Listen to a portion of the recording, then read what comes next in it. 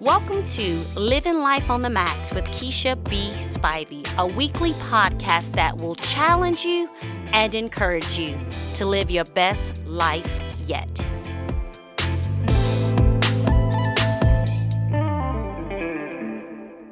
Hello there, and thank you for tuning in to Living Life on the Max. This is Keisha, and I'm so excited to begin a new series with you today. Just a few weeks ago, we were talking about being giant killers, but today we're going to start a series about things that kill our dreams. We're going to be talking about dream killers. I'm talking about those things that literally take your dream down before it even gets up off of the ground. And so as we talk about this, as we think about this, there's several parts and several pieces to it, but I just want you to be open and receptive to things that could be killing your dream. Today, we're going to talk about discouragement. I don't know about you, but I've dealt with discouragement from time to time in my life, and it wasn't anything that I planned to deal with, but I found myself in a situation and I was having to figure out how to navigate through it. There was this monkey experiment, and it was conducted with 4 monkeys, and they were placed in a room with a tall pole in the center. On the top of this tall pole was a big bunch of bananas. So one of the monkeys started climbing up the pole, but just as he was about to reach the top, just as he was going for the banana, the researcher threw a big bucket of cold water on him. Squealing and making whatever type of noise monkeys make, he ran back down the pole. He didn't even try anymore. So some time passed, and the other monkeys in that room tried to go up the pole and get the bananas, and each time they were drenched with a bucket of cold water. After some time, all of the 4 monkeys had tried, and they gave up. They didn't even try anymore. So the researcher changed the game a little bit. He removed one of the monkeys from the room, and he placed a new monkey in the room. So this newbie, being bold, seeing the bananas, began to climb up the pole, and the other 3 monkeys dragged him down. The new monkey finally got tired, and guess what? He gave up too. So the new monkey didn't even continue to make an effort to climb up the pole. So the researcher kept replacing the old monkeys with the new monkey. Each time the new monkey tried to go for the bananas, and every time he would start going up the top, the other monkeys would bring him down. See, after some time, this room had 4 monkeys in it who had never climbed to the top of the pole, who had never had a bucket of cold water thrown on them, but none of them were even willing to attempt to climb the pole. These monkeys prevented each other from climbing the pole, and none of them in the room even knew why. And I don't know about you, but sometimes I felt like that monkey in a room, and you're discouraged and everybody else is around you discouraged, and we don't even realize why. When you think about monkeys and men, what do we have in common? How can we relate? I want you to take a moment, look around your life, and find an area that you might be sitting around like other monkeys, locked in a room, locked in a cage, and you don't even know how you got there. You could be locked in a thought process, a mindset, a behavior, a habit, a pattern. You don't even know how you got there. Maybe you haven't even felt the cold water, but you've been pulled down by other people. And so many times you thought you could get up and you couldn't make it and you didn't make it. So you literally allow other people and situations and circumstances to pull you into a corner so you're not even trying anymore.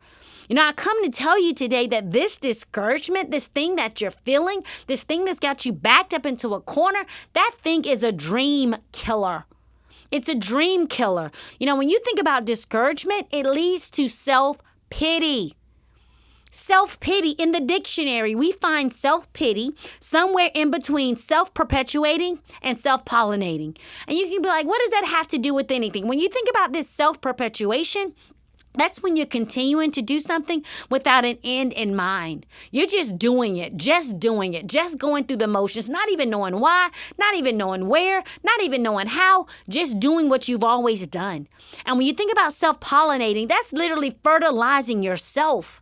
Self-pity shows up when we continue to fertilize hurt feelings, disappointments, when we fertilize emotions, when we fertilize, the fact that things are taking longer than we wanted it to take, it not going like we want it to go. So we sit there and we self-fertilize all the negative emotion and fear and doubt and worry and anxiety and frustration.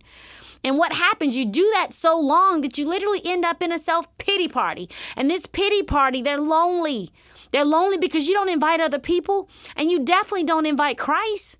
So you sit there in your hurt, in your disappointment, in your discouragement, feeling like you are alone, feeling helpless, feeling hopeless. And that's a lie from the enemy, because he doesn't want you walking and living a life of purpose. He doesn't want you pursuing your destiny. He wants you discouraged.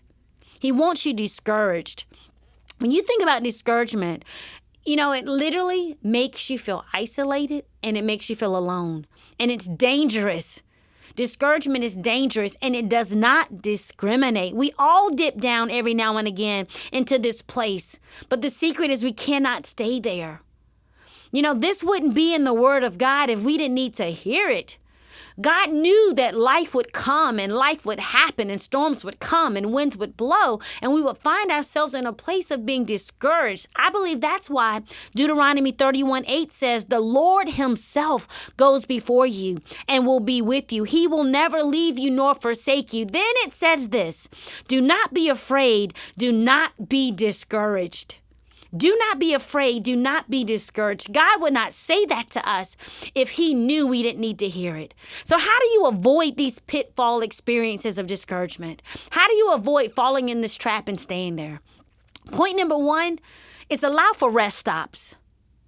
Allow for rest stops. For me personally, discouragement is often my body's way of saying, stop. Keisha, you're going too hard. You need some rest.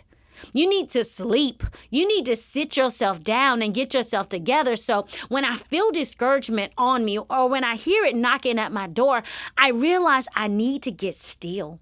I need to get still with Jesus. I need to hear what he's saying to me in this moment. I need to bind up distractions. I need to make sure I am getting myself back on track. So the first thing is allow for rest stops. Number 2, get a new point of view. Take a few steps back and ask God to help you see your situation from his perspective. What may seem to you as an impassable mountain in your own eyes could literally be a stepping stone in his. So get a new point of view. Don't sit back and look at discouragement and accept it and wear it and put it on. No, throttle back. Get a new view. Number 3, have patience. If things aren't going your way, it's easy to get discouraged. But if you've committed your concerns and you committed your fears to the Lord, rest in knowing that he is working in your life, even if you do not see his hand. Will you trust that he's working even when you can't trace his fingers? Have patience, knowing that all things are working out for your good. Have patience, knowing that God wrote the end of your story before there was a beginning. Have patience, realizing that he is doing something in you and through you and for you that just maybe you don't understand yet. Number 4, I want to challenge you to mingle. Yes, I said mingle. Discouragement feeds off of isolation. Visit some friends, do something, get out the house, open up the blinds, put on some clothes, call a friend, do something. Leave the pity party behind and go fellowship. Take a walk at the lake. Go get some ice cream. Go do something.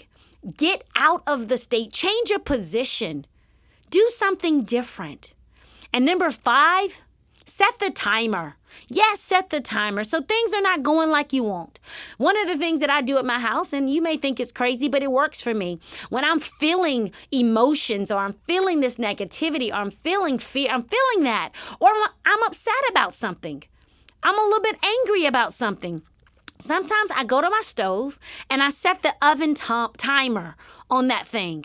Or I'll set the timer on my stopwatch and I'll take me 10 minutes to cry, 10 minutes to pout, 10 minutes to scream, 10 minutes to get it out of my system, 10 minutes to work through my feelings. And when the buzzer sounds, I blow my nose, I wipe my eyes, and I surrender that situation to the Lord, and I start to encourage myself. And I remind myself that there's a time for everything. That I need to feel those emotions, but I also need to faith my way through them. I need to feel what I'm feeling so that it doesn't come back on me when I least expect it and try to overtake me. But I also have to be woman enough, or you need to be man enough or woman enough to recognize that discouragement, it was sent on an assignment. It was sent to distract you. It was sent to derail you. It was sent to literally detour you, so that you won't pursue the dreams and the goals and the things that God has put in your heart and in your life. It's come to kill your dream. It's come to make you stay stuck instead of soaring into all that God has for you. I'm not saying that you won't feel discouragement. What I am saying is recognize what it is, feel it, and fight through it. Anyhow, do not allow it to stop you. It is not more powerful than the dream that God has put on the inside of you. It's not more powerful than the God that dwells on the inside of you. So when you have recognized what it is, shake the dust off your feet and move on. Make a decision that discouragement doesn't get the final say. Discouragement doesn't even get a cast a vote. It might have shown up, but you can veto that thing. You can kick that thing to the curb, and you can remember, wait a minute, God is the lifter of my head.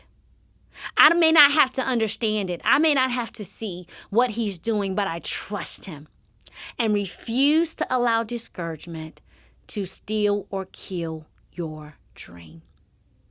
It's your decision. You can't stop it from coming, but you can stop it from staying. I look forward to us continuing our discussion next week as we continue to talk about dream killers, because they're out there and they're coming for your dream. They are coming for you. You need to be aware of who they are and know how to deal with them when they come. Until we chat again, do you to the max. God bless.